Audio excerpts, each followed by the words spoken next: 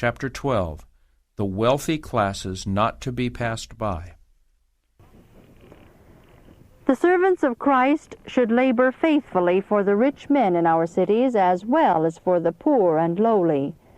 There are many wealthy men who are susceptible to the influences and impressions of the gospel message, and who, when the Bible and the Bible alone is presented to them as the expositor of Christian faith and practice, will be moved by the Spirit of God to open doors for the advancement of the gospel. They will reveal a living faith in the Word of God and will use their entrusted means to prepare the way of the Lord, to make straight in the desert a highway for our God. For years the perplexing question has been before us: how can we raise funds adequate for the support of the missions which the Lord has gone before us to open? We read the plain commands of the gospel, and the missions in both home and foreign fields present their necessities. The indications, yea, the positive revelations of providence unite in urging us to do quickly the work that is waiting to be done. The Lord desires that moneyed men shall be converted and act as His helping hand in reaching others.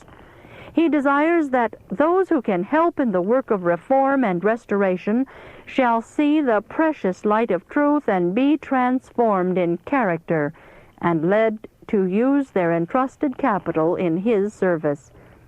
He would have them invest the means He has lent them in doing good, in opening the way for the gospel to be preached to all classes nigh and afar off. Will not heaven be appreciated by the worldly wise men?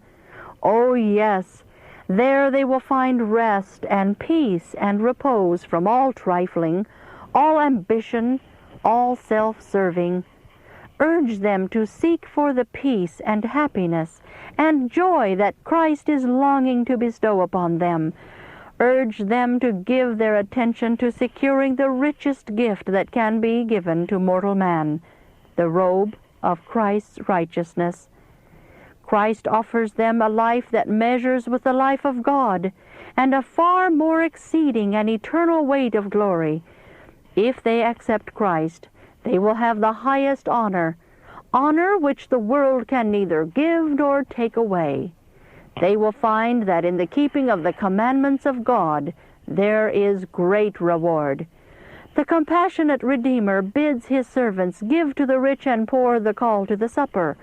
Go out into the highways and the hedges, and by your persevering, determined efforts, compel them to come in.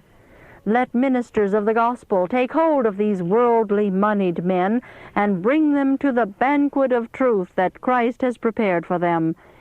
He who gave His precious life for them says, "Bring them in, and seat them at my table, and I will serve them."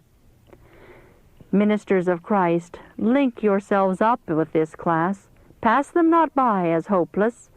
Work with all the persuasion possible, and as the fruit of your faithful efforts you will see in the kingdom of heaven men and women who will be crowned as overcomers to sing the triumphant song of the conqueror. "They shall walk with me in white," says the first and the last, "for they are worthy." Read Revelation 3:4. Altogether too little effort has been put forth for men in responsible places in the world. Many of them possess superior qualifications. They have means and influence. These are precious gifts, entrusted to them by the Lord to be increased and used for the good of others. Seek to save men of wealth. Entreat them to return to the Lord the treasures He has lent them in trust, that in New York and other great cities there may be established centers of influence from which Bible truth in its simplicity shall go forth to the people. Persuade men to lay up their treasures beside the throne of God by returning to the Lord their substance, enabling His workers to do good and to advance His glory.